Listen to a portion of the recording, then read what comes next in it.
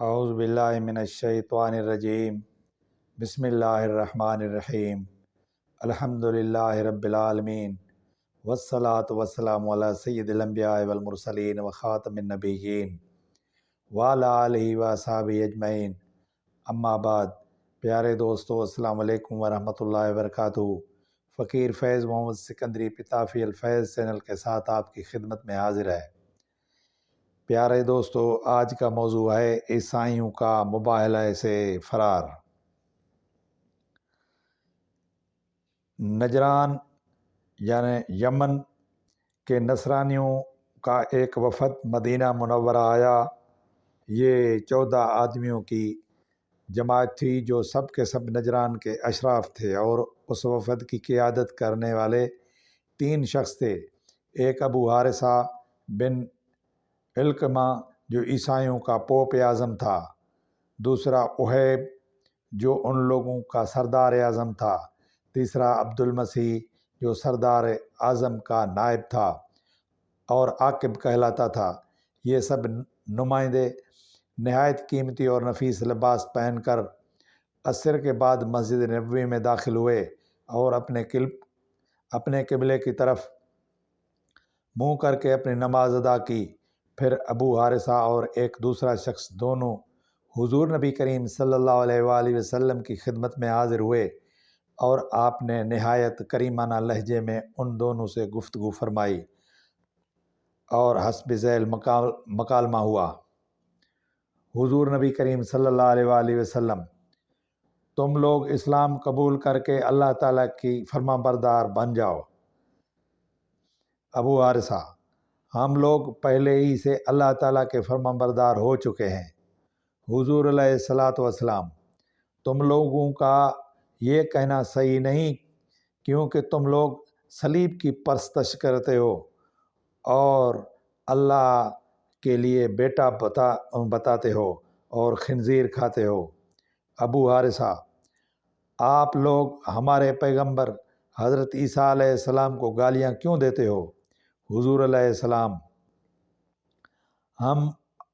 ہم لوگ حضرت عیسیٰ علیہ السلام کو کیا کہتے ہیں؟ ابو حارثہ: آپ لوگ حضرت عیسیٰ علیہ السلام کو بندہ کہتے ہیں، حالانکہ وہ خدا کے بیٹے ہیں۔ حضور علیہ الصلاۃ والسلام: ہاں، ہم یہ کہتے ہیں کہ حضرت عیسیٰ علیہ السلام خدا کے بندے اور اس کے رسول ہیں، اور وہ کلمۃ اللہ جو کنواری مریم کے شکم سے بغیر باپ کے اللہ تعالیٰ کے حکم سے پیدا ہوئے۔ ابو حارثہ: کیا کوئی انسان بغیر باپ کے پیدا ہو سکتا ہے؟ جب آپ لوگ یہ مانتے ہیں کہ کوئی انسان حضرت عیسیٰ علیہ السلام کا باپ نہیں، تو پھر آپ لوگوں کو یہ ماننا پڑے گا کہ ان کا باپ اللہ تعالیٰ ہے۔ حضور علیہ الصلاۃ والسلام: اگر کسی کا باپ کوئی انسان نہ ہو تو اس سے یہ لازم نہیں آتا کہ اس کا باپ خدا ہی ہو۔ خداوند تعالیٰ اگر چاہے تو بغیر باپ کے بھی آدمی پیدا کر سکتا ہے۔ دیکھو، حضرت آدم علیہ السلام کو تو بغیر ماں باپ کے اللہ تعالیٰ نے مٹی سے پیدا فرما دیا، تو جس اللہ تعالیٰ نے حضرت آدم علیہ السلام کو بغیر ماں باپ کے پیدا فرما دیا، اگر اس نے حضرت عیسیٰ علیہ السلام کو بغیر باپ کے پیدا کر دیا تو اس میں تعجب کی کون سی بات ہے؟ حضور علیہ الصلاۃ والسلام کے اس پیغمبرانہ طرز استدلال اور حکیمانہ گفتگو سے چاہیے تو یہ تھا کہ یہ وفد اپنی نصرانیت کو چھوڑ کر دامن اسلام میں آ جاتا، مگر ان لوگوں نے حضور علیہ الصلاۃ والسلام جھگڑا شروع کر دیا، یہاں تک کہ بحث و تکرار کا سلسلہ بہت دراز ہو گیا۔ تو اللہ تعالیٰ نے سورہ آل عمران کی یہ آیت نازل فرمائی، جس کا ترجمہ ہے: تو آپ کے پاس علم آ جانے کے بعد جو لوگ اس میں آپ سے جھگڑا کر رہے ہیں، آپ ان لوگوں سے کہہ دیجئے کہ آؤ، ہم اپنے بیٹوں کو بلاتے ہیں اور تم اپنے بیٹوں کو بلاؤ، اور ہم اپنی عورتوں کو بلاتے ہیں اور تم اپنی عورتوں کو بلاؤ، اور ہم خود آتے ہیں اور تم خود آؤ، پھر ہم گڑ گڑا کر جھوٹوں پر خدا کی لعنت ڈالیں۔ قرآن کی اس آیت مباہلہ کو ابو حارثہ نے منظور کر لیا اور طے پایا کہ صبح نکل کر میدان میں مباہلہ کریں گے۔ لیکن جب ابو حارثہ نصرینوں کے پاس پہنچا تو اس نے اپنے آدمیوں سے کہا کہ اے میری قوم، تم لوگوں نے اچھی طرح جان لیا اور پہچان لیا کہ محمد صلی اللہ علیہ وآلہ وسلم نبی آخر الزماں ہیں، اور خوب یاد رکھو کہ جو قوم کسی برحق نبی کے ساتھ مباہلہ کرتی ہے اس قوم کے چھوٹے بڑے سب ہلاک ہو جاتے ہیں۔ اس لیے بہتر یہی ہے کہ ان سے صلح کر کے اپنے وطن کو واپس چلے چلو اور ہرگز ان سے مباہلہ نہ کرو۔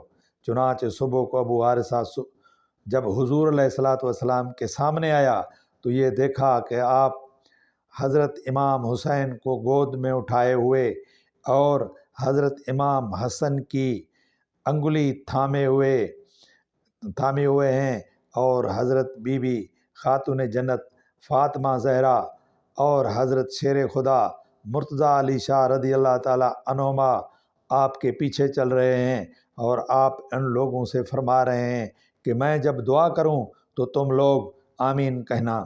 یہ منظر دیکھ کر ابو حارثہ خوف سے کانپ اٹھا اور کہنے لگا کہ اے گروہ نصارا، میں ایسے چہروں کو دیکھ رہا ہوں کہ اگر اللہ تعالیٰ چاہے تو ان چہروں کی بدولت پہاڑ بھی اپنی جگہ سے ہٹ کر چل پڑے گا۔ لہٰذا اے میری قوم، ہرگز مباہلہ نہ کرو ورنہ ہلاک ہو جاؤ گے، اور روئے زمین پر کہیں بھی کوئی نصرانی باقی نہیں رہے گا۔ پھر اس نے کہا کہ ابو القاسم، ہم آپ سے مباہلہ نہیں کریں گے، اور ہم یہ چاہتے ہیں کہ ہم اپنے ہی دین پر قائم رہیں۔ حضور صلی اللہ علیہ وآلہ وسلم نے ان لوگوں سے کہا کہ تم لوگ اسلام قبول کر لو تاکہ تم لوگوں کو مسلمانوں کے حقوق حاصل ہو جائیں۔ نصرانیوں نے اسلام قبول کرنے سے صاف انکار کر دیا تو آپ نے فرمایا کہ پھر میرے لیے تمہارے ساتھ جنگ کے سوا کوئی چارہ نہیں۔ یہ سن کر نصرانیوں نے کہا کہ ہم لوگ عربوں سے جنگ کرنے کی طاقت نہیں رکھتے، لہٰذا ہم اس شرط پر صلح کرتے ہیں کہ آپ ہم سے جنگ نہ کریں اور ہم کو اپنے ہی دین پر قائم رہنے دیں، اور ہم بطور جزیہ آپ کو ہر سال 1000 کپڑوں کے جوڑے دیتے رہیں گے۔ چنانچہ حضور علیہ الصلاۃ والسلام نے اس شرط پر صلح فرما لی اور ان نصرانیوں کے لیے امن و امان کا پروانہ لکھ دیا۔ اس کے بعد آپ نے ارشاد فرمایا کہ نجران والوں پر ہلاکت و بربادی آن پہنچی تھی، مگر یہ لوگ بچ گئے اگر یہ لوگ مجھ سے مباہلہ کرتے تو مسخ ہو کر بندر اور خنزیر بن جاتے، اور ان کی وادی میں ایسی آگ بھڑک اٹھتی کہ نجران کی کل آبادی یہاں تک کہ چرندے پرندے جل بھن کر راکھ کا ڈھیر بن جاتے، اور روئے زمین کے تمام عیسائی سال بھر میں فنا ہو جاتے۔ یہ روح البیان کا بیان ہے۔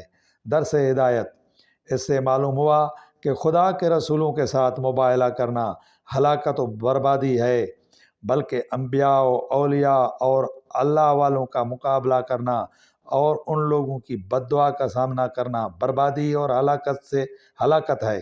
بلکہ خدا کے ان محبوب بندوں کی ذرا سی بے ادبی اور دل آزاری بھی انسان کو فنا کے گھاٹ اتار دیتی ہے اور ایسی تباہی و بربادی لاتی ہے جس کا کوئی علاج نہیں۔ دعا ہے کہ اللہ تعالی ہمیں اللہ کے پیاروں کی گستاخی سے اور بے ادبی سے اللہ تعالی بچائے۔ اور آخر میں عرض یہ ہے کہ میرا یہ چینل سبسکرائب کریں اور دوستوں سے شیئر کریں اور لائک کریں، اور اس فقیر مسکین کو اپنی دعاؤں سے یاد کریں۔ وما علینا الا البلاغ المبین۔